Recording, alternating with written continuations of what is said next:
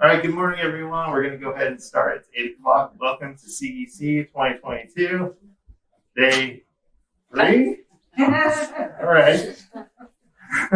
My name is Tim Villegas. I'm the Director of Communications for the Maryland Coalition for Inclusive Education. Carol Crook was supposed to be here, our CEO, but she wasn't able to make it. We do have some recorded clips, audio clips over the slides.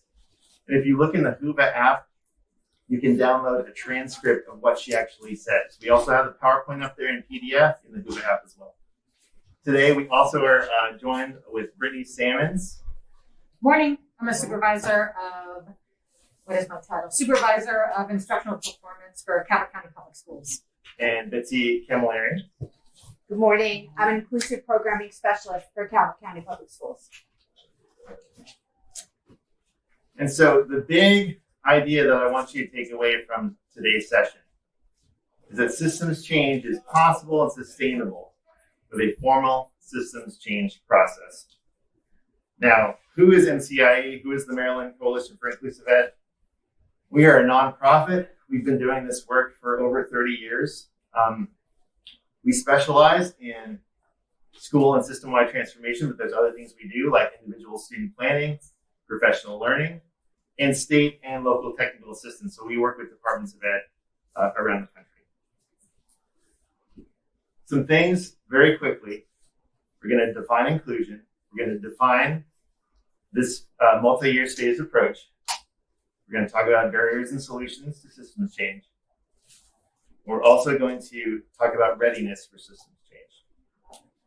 So very quickly, when we talk about inclusion, there's 4 components that we talk about. Number 1 is place. You have to be there to be included. Neighborhood school, general education placement, assignment to classes in natural proportions. We're going to talk a little bit more about that today. And systems that are inclusive don't have inclusion classrooms. The second component is having a sense of belonging. Students that are included are our students, not my students or your students. And students with and without disabilities have positive reciprocal relationships. The third component is meaningful participation. So when we are included in general education in natural proportions, we are meaningfully participating in the curriculum, not in the back of the room with a paraprofessional doing something completely different. And there's also support for extracurricular. So what is happening before school and what is happening after school. And the final component is we're not just participating in the curriculum, but we're learning grade level content, even if that's adapted or modified so that the student can access it. And also there's collaborative teaching and learning relationships. That means we're not just sitting and getting, but we are in the classroom having engaged instruction and learning. Now, why isn't everyone doing this? Why isn't everyone implementing authentic inclusive education? Well, it's hard. It's hard. And there's barriers. And so the biggest barrier that we come across is attitude and belief. You have to believe that this is the right thing to do. You have to believe that this is the way forward for equity and for inclusion. The other big piece of this is the organizational structures. So do we have the systems in place for general and special education teachers to collaborate? Do general and special education special educators know their roles and responsibilities? And how are we planning? Are we co-planning, co-teaching, and co-assessing? Now, we are proposing that the biggest solution to these barriers is a formal systems change process. And we start with building a shared vision and a shared responsibility for what inclusive education is. And so when we partner with the district, like we did with Calvert, this is what we focus on first, and they're going to talk a little bit about that. And the other thing is how are we building time into the master schedule so that students are assigned to classes in natural proportions and everyone has the time to do what we want to do. So this next slide is going to be our CEO, Carol Quirk, talking about what it takes for school systems to get ready for this systems change process. MCIE has worked with over 150 schools across multiple states to build inclusive practices. These systems change prerequisites are not particular to inclusion or even education, but we have found them not only to be in the literature, but to actually be true. And it begins with commitment. Of course, the commitment of the principal to promote inclusive practice is important. But even when the principal has successfully led a school to include all of its children, that commitment to maintain and sustain that practice over time will be dependent on that principal. And if that principal is moved, retires, or changes their employment, the practices within that school will be influenced by the new principal. So we need inclusion to be led by the district. If we're also thinking about including all children, especially those who may have been sent to regional programs, we need to bring those children back to the school that they would have attended if they didn't have the disability. And so at the district level, we need leaders who are communicating across schools to share the vision and share the practice and help administrators in making their change. So we need the superintendent, and we need both general and special ed leadership on board. Inclusion happens in general ed places with general ed teachers and students who don't receive services. So the participation of general education is absolutely critical. We need the principal to be on board for multiple years, or that the district will commit and support successive principals in continuing with the vision and the practice. Now, in our work, we have found that having a partnership is critical. So I, as the MCIE director, will partner with the district directors, and our facilitators, our staff, will partner with district level coaches who you'll hear from today. The key is collaboration. We collaborate in the roles we take, we collaborate in the time we share, and we collaborate in the process that we use together. Systems change begins at the district level. Communicating the vision and designing shared understanding is something that I have found to be more difficult than you would imagine. I've been working with some states as well as districts and schools, and developing that shared understanding is an ongoing process. It's not something where you can tell people this is what you're aiming for and they will suddenly get on that path. But there are a lot of ways that you can design an opportunity for that conversation. We have district level action planning teams that meet on a regular basis. And part of that activity needs to be engaging in that conversation of what it looks like in the school and in the class and among educators. I know in some states that I've worked with, the state leaders will say, well, why are we talking about what teachers are doing in a classroom when we are trying to make state policy? Well, that policy needs to be grounded in what happens in a classroom if it's going to have a positive influence. School-based action planning, in our experience, takes 3 years. In our 3-year process, we spend the first year getting ready, developing that shared understanding, providing professional learning opportunities based on time and availability of staff, examining the current data, and engaging with staff on an individual and school-wide basis to learn what their priorities are and to understand what is important to them. We also need to learn where students are and how students are doing in the school building. In that first year, we ask schools to target grades for change. We've learned that if you target students and say disband a regional program, you're affecting way too many teachers and way too many resources have to be redeployed. But in a school building, if we target, say, 3rd and 4th grade, We can organize the change in roles and relationships among just the 3rd and 4th grade teachers to start with. And then in the second year, while we're supporting that 3rd and 4th grade, plan for the rest of the school. Targeted professional learning opportunities through PLCs or through other means of like a book study are important, but it's also important that we have some school-wide engagement with knowledge acquisition. We also want schools to look at their practices and identify what needs to be changed. The biggest change area is in how time is used. Is there collaborative planning time built into the master's schedule? Are students assigned in natural proportions or clumped into one class? Are teachers expected to collaborate, and do they have the tools to do so? And then what about the students who present the biggest challenges? Students with behavioral challenges, students who have significant intellectual or cognitive disabilities, students with multiple and medical disabilities.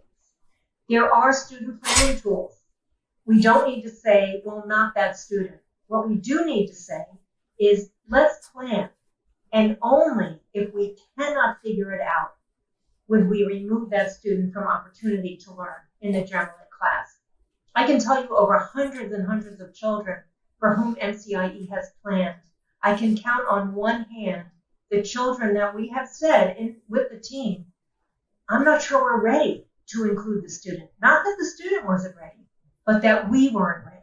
And we have taken more time and put more resources in place or figured out what the instruction needed to be in order to be successful. Thanks, Tim. So 6 years ago, Betsy and I were hired as inclusive programming specialists to support the inclusive work for Calvert County Public Schools. But this conversation all began when the Maryland Coalition for Inclusive Education was consulted because we were having high levels of students being removed for significant behavior. And so as a team assembled and they began discussing the belief system of our school, it was realized that our beliefs were not founded in inclusive education or practices. And so that shifted the conversation.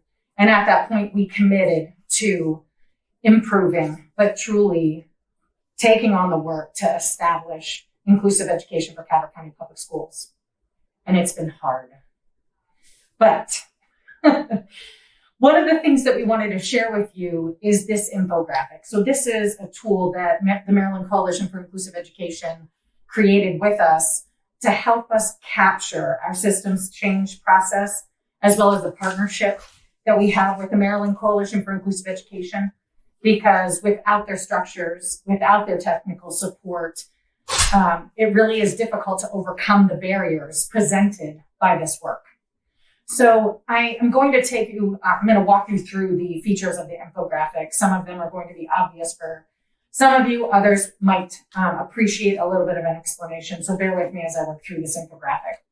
If you'll notice, in the middle of the road and all the way to the left is a lighthouse. That's our CCPS logo. And next to that logo is the word commitment, on the road. Because really it does begin with the commitment. You have to understand what you are committing to, and you don't know. You do not know what you are committing to when you begin this work. And the school bus is heading in the direction towards a phrase, including all learners, because that is literally our goal. Our goal is to get to the point where all of our students have what they need to learn in general education. And there is the bus, we're a school system, so, that kind of works, right? But really the bus for us represents the Maryland Coalition for Inclusive Education because of their structures, because of their technical support. They have provided us the facilitators to do this work. And without it, we would not have a strategic way of attacking this work and overcoming the barriers as we are presented with them. It was really strategic for us to put the road in the middle of the infographic because it separates the work into two areas. And Carol mentioned a few moments ago how critical it is for the district leaders to be the inclusive leaders to stand up for this work and uphold the work. And so that's why we strategically place the information for the district work above the road. Below the road, you'll notice that our school systems change process, while similar to the district, but specific to the schoolhouse, is below the work. So looking back up at the district all the way to the left at the top, you can see prerequisites, and mirroring that below is also prerequisites for the school. And Tim's going to talk a little bit about some of those heavy hitters for what we're looking for when it comes to what you would be considering for prerequisites to make a commitment to this work. And when Carol was talking about the systems change process a few moments ago, she highlighted the components of the action planning. As you go along the district work up at the top, where you see getting ready, building capacity, scaling up, and sustaining, all of those elements are woven into the action planning process for the district level. Flipping to the below the road where the schoolwork is, this is layered in two ways. So the first one is that there are 4 phases, all aligned to implementation science. So you'll see that there is a year for planning, an initial implementation, full implementation, and sustaining. And Betsy's going to give us some more information about what encompasses those years for those phases. But in conjunction with a small number of schools beginning this phase, each year schools are added to the mix. So year 1, you've got a cohort of schools that are in year 1, and they move to year 2. But then you have a new cohort of schools that come on that are in year 1 and the previous one that are in year 2. So you can see how that's scaling up the number of schools that you have, starting small intentionally to build capacity and learn from your mistakes as you're going along. And when we started off, Betsy, help me if I mess this up, we started with 3 schools. We currently have, I have it all in my notes and I can't remember. Next year we are taking on 4 more schools. So next year we'll have a total of 17 of our 22 comprehensive schools. So we are in the work. We have had setbacks. We have made strides, but it's because of the technical support and the systems change process that the Maryland Coalition for Inclusive Education has provided us that we have made progress and that we are continuing to include students. Betsy?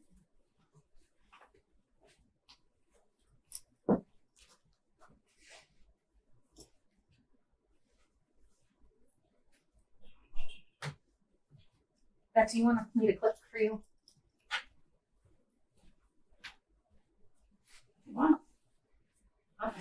Okay.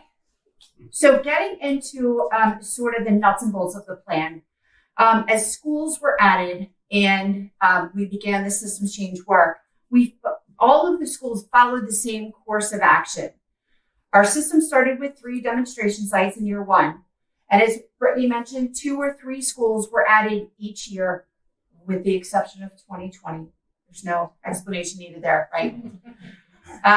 So year 1 is centered around that collection of data about the demonstration site, including who are the staff, what are the demographics of the students, who are the partnerships that they have with the community, what interventions are taking place within the school, and also collecting academic performance data.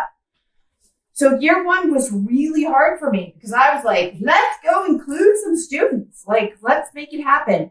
And thank goodness we were following the process outlined by MCIE, because I would have jumped in and it would have been a disaster because I hadn't done the planning. So along with collecting the data in year 1, an implementation plan specific to that school is developed. So in year 2, as Brittni mentioned, the target grades are selected. For elementary, that usually means 2 to 3 grades. And for middle and high school, 1 target grade is chosen.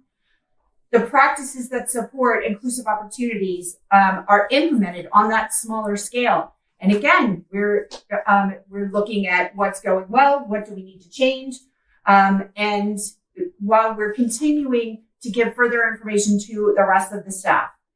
So the practices in year 3, the practices are now rolled out to all levels within that school. So the whole school is in play. Year 4 and 5 are about sustaining the practices and onboarding new staff, planning for new students. And that's one of the things that we have really had to work hard with, is that administrators have changed within those schools. We've had students move in with completely different needs, and that sets us on a different path for planning.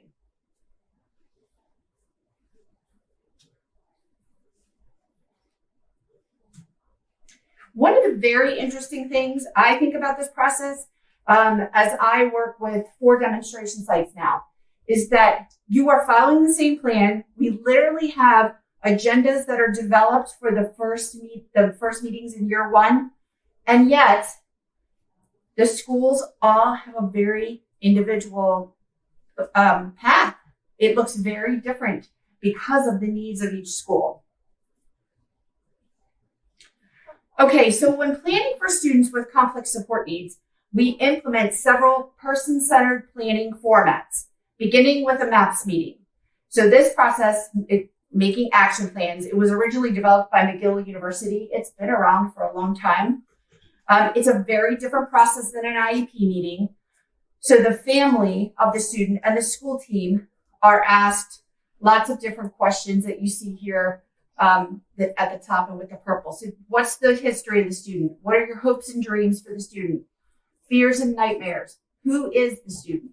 What gifts and talents do they bring? And what support needs do we already know that they need? And then after you gather this information about the student and what it would take for the student to be included in gen ed and learn alongside their same age peers, the school team continues with the planning. So the IEP goals and objectives are examined alongside the grade level curriculum. The general education teacher and the special education teacher plan supports for the students' participation, both academically and socially. And then an action plan is developed. So you heard Tim and Brittni say that this work is hard, and it is hard, especially for the people who are leading it. But the payoff is unbelievable. We have seen cases in our school system where students' lives are changed and the trajectory of their life has changed and opened up possibilities for them when they leave us at 18 or 21.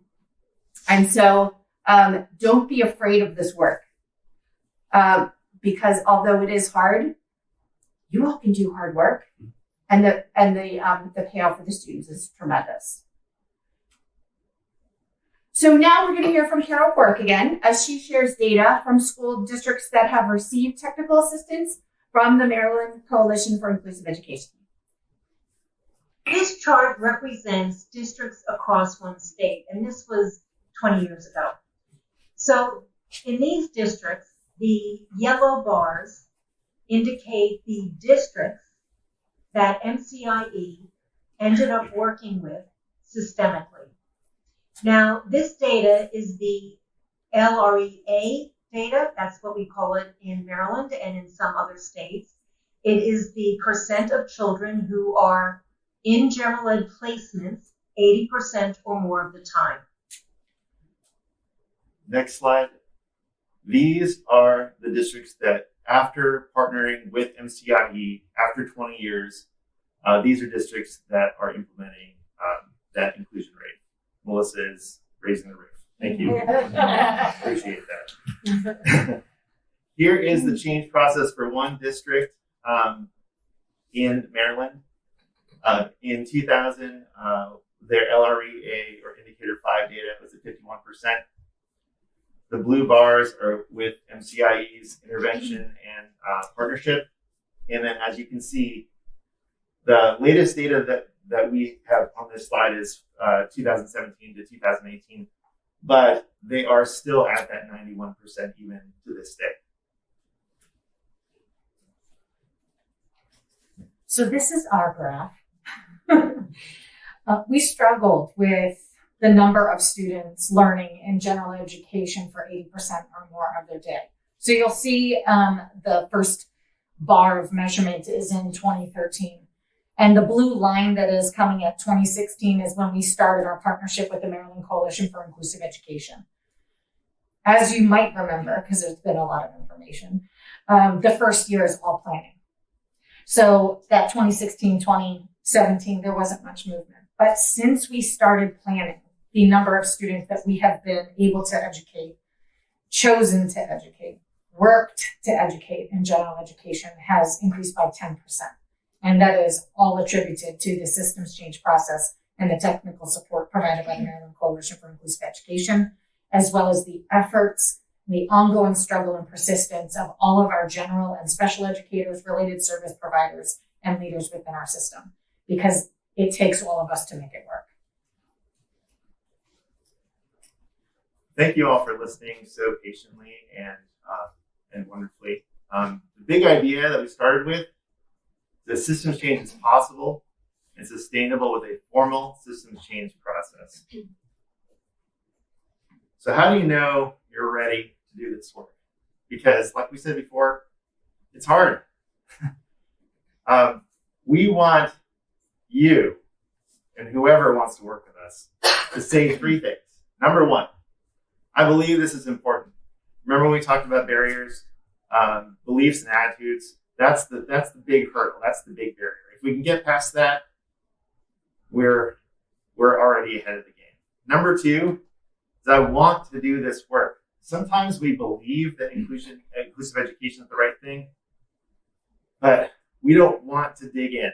We don't want to do the work because it's easier. It's easier to segregate kids. It is easier to have regional disability-specific programs. And while we know that this process works, it's not for the faint of heart. But we can do hard things, Yes, right? We've all gone through hard things. And we are here to support you if that is something that you want to do. The other thing that we want districts to do is say, I will support my teachers to implement these practices. Sometimes we believe and we want to do it and we have the grit to do it, but we need to back it up and defend the work. So when we start including at a grade level and some of the veteran teachers are saying, this is BS, I'm not doing this, you can say, yes, we are doing this. Because it's going to take that for you to support and make sure that they're feeling supported. The other thing that we need is parents and teachers. And parents, by meaning, we're not forcing parents to have IEPs to move kids. We are having meetings, informing them, and then we're going to have that IEP meeting. We are out of time. So if this is something that you want to do with us with MCIE, we want you to contact us. The QR code is to sign up for email updates. Please sign up. Please, if you're like, this sounds interesting, but I'm not sure, stay connected on social media. Our blog and podcast is called Think Inclusive. Please just Google Think Inclusive and see what is available. We are constantly putting out content. And then thank you so much for your time. We really appreciate it. I believe we're going to try to answer questions at the very end after James and Andrea. Okay. So thank you very much for your time.